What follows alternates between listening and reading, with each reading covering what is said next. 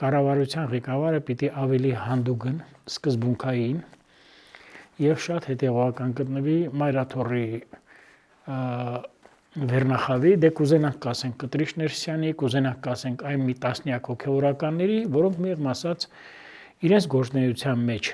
ձախողել են, խոցելի են մեկ բանով։ Շատ հեռացել են հայ եկեղեցու կանոնավոր ուրեմն գործունեության սկզբունքներից կամ կանոնագրքային կետերից, կոդերից, ինչու՞ չի նաև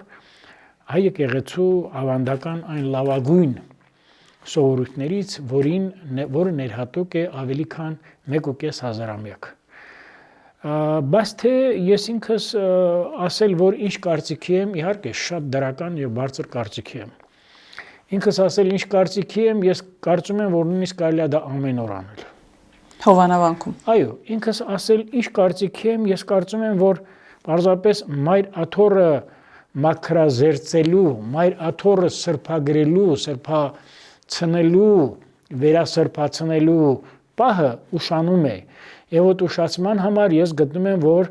կառավարությունը պիտի ավելի վճռական եւ սկզբունքային լինի